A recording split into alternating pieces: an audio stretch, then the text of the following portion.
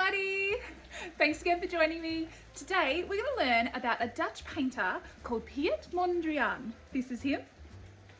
And he was actually a pioneer of abstract art. Abstract art just means that it's an artwork that doesn't have recognizable things in it. Things like people or animals or a landscape. It might be made up of shapes and lines and colors instead. And Piet Mondrian actually loved to use primary colors. He loved to use black, thick, straight lines, and he would use these things in his art over and over and over and over again in different ways to see how the colors and the shapes play with each other. This is an example of an artwork called Composition with Red, Yellow and Blue. And today we're going to use it as an influence for our very own artwork.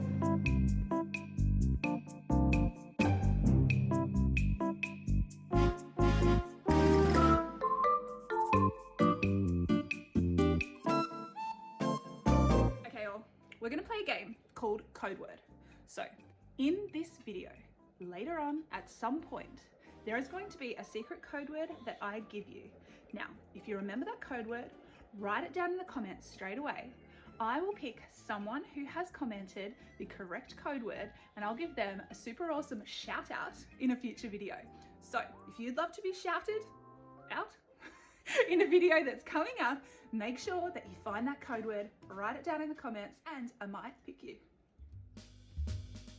This next series of videos is called minimal materials, which means that we're just using whatever you have at home and some paper to create some really awesome drawing-based tasks.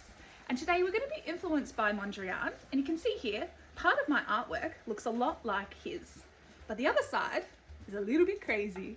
So I'll guide you through how to create something really cool like this right now.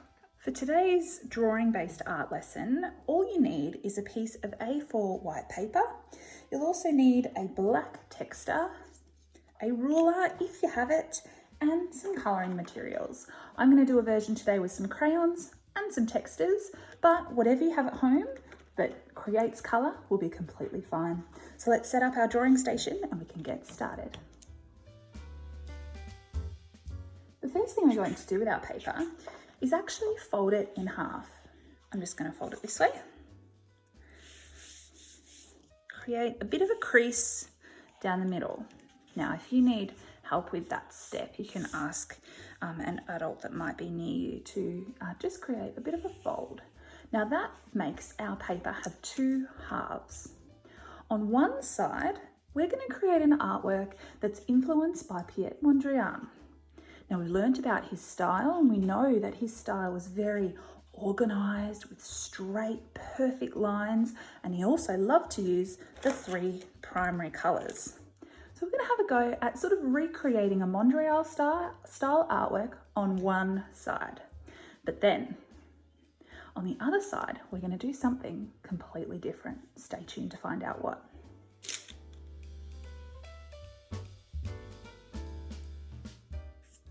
I've just ruled a line down the middle so you can see. When I'm doing my Piet Mondrian style artwork, I don't want to cross over to the other side of this line. I'm going to stay within this zone here. Now remember, we need to create straight, horizontal, that's this way, or vertical, this way, lines. So whenever I'm using my ruler and my black texter, I'm only going to draw lines that are super neat, and they need to either be horizontal or vertical. And in doing that, I might make smaller little shapes. What type of shapes can you see if we're just using horizontal and vertical lines? I can see some squares, but I also can see some rectangles. Now remember to try to work as neatly as possible. That's what Mondrian was all about. His lines were perfect. They were very structured. They were very organised. They were very straight. Now, if you don't have a ruler, it might make this part of the task tricky, but you could always use a piece of paper or even a book to try and get your lines as straight as you possibly can. Now, you can keep going as long as you like, But you can see that my artwork is already looking a lot like Mondrian's one. As I mentioned before, Mondrian used to create so many different versions of this exact same artwork. I wonder why he did that. Why do you think he just recreated it over and over and over again? All right. I think that's probably enough for now. Now what I'm going to do is do what Mondrian did and only use the primary colours. Now these three colours are so important in art, and they are important because they're the first colours. They're the most simple of all the colours, which is why I think he loved to use them. They weren't complicated, they were almost childlike, and they're super bright.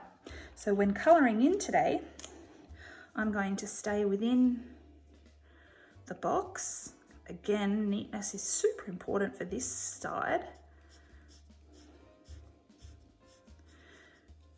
And I'm just going to use these three colours.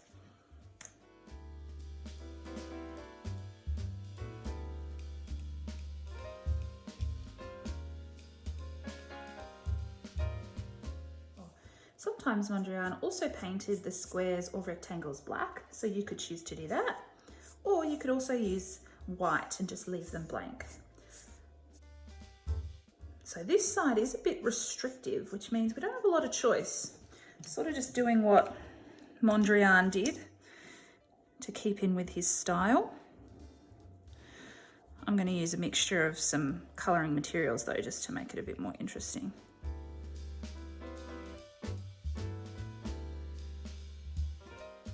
Notice I'm really working hard to get all the white gaps and stay within these neat, perfect little boxes.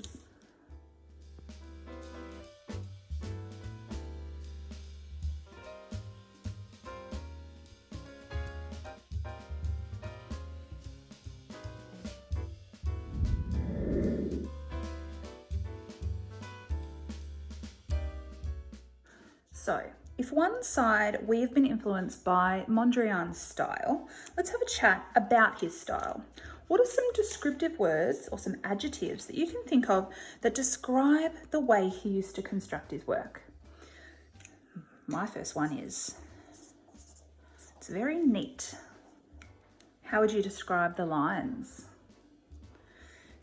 Well, they're very straight, aren't they?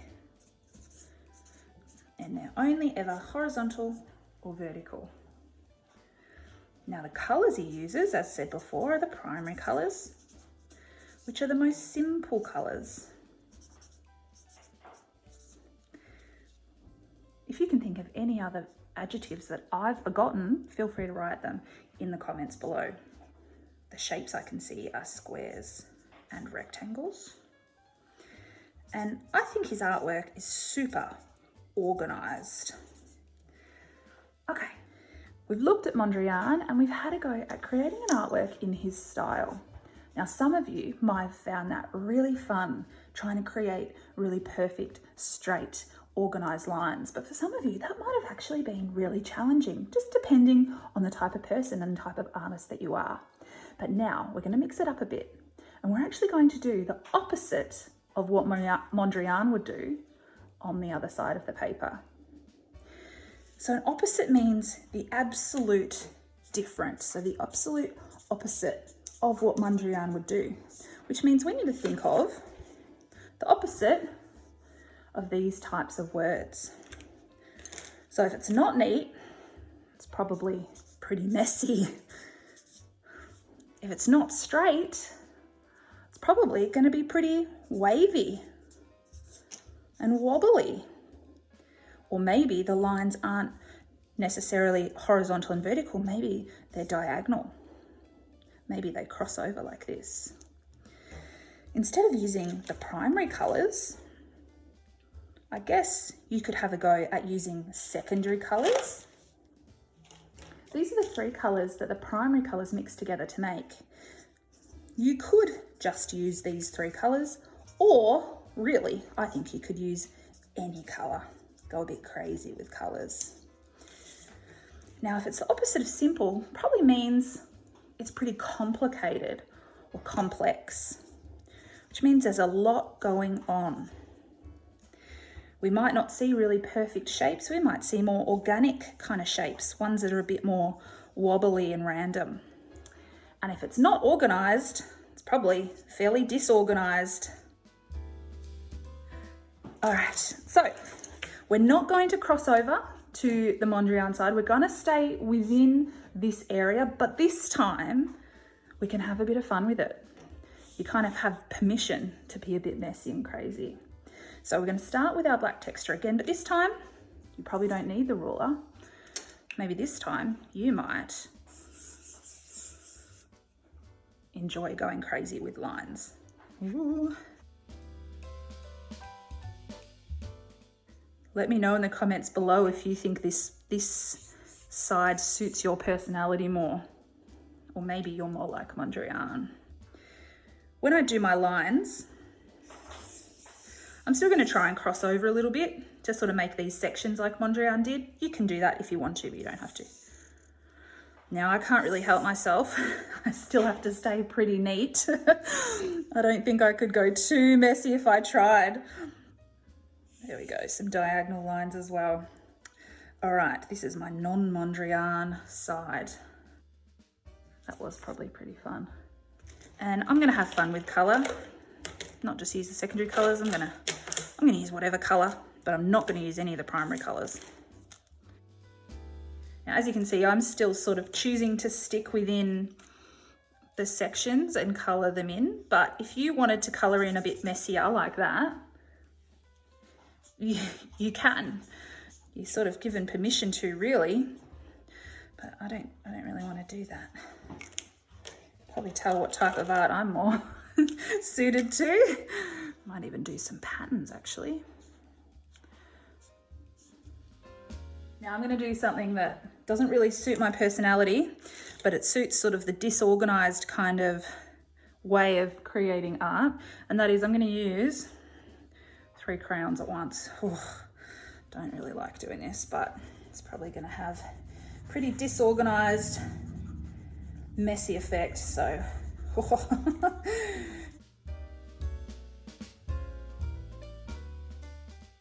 what do you think, guys? It's pretty fun actually, letting loose and being a bit crazy sometimes.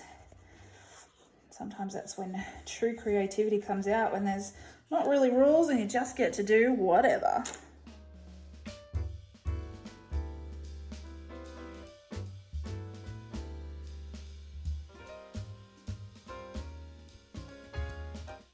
We're sort of using really different parts of our brain to create each side.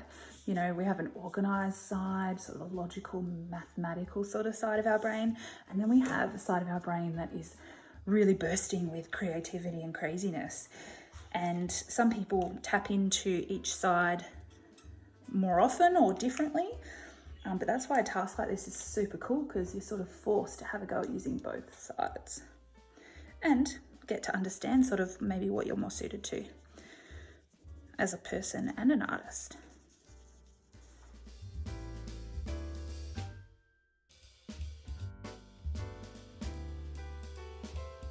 Now remember guys, as I normally say in most of my lessons, is your work should look different to mine. Quite possibly the Mondrian side didn't look all that different because you were using sort of very similar elements, but this side is definitely about expressing yourself, not about copying what Mrs. B does.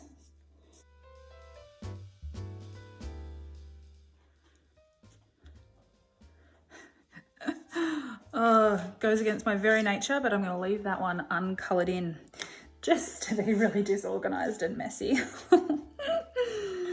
Oh dear. All right, now I'm just going super crazy and not even staying in the lines. All right, it is a bit of fun to let loose, hey? So I think I'm pretty much done. You can see here that both sides are completely different, almost opposite to one another, which is fantastic because we have a super organized Mondrian side and then a bit of a crazy, letting go, messy, disorganized side as well. So I really hope you've enjoyed having a go at both of these styles and noticing the difference and understanding the style of the Dutch artist Piet Mondrian.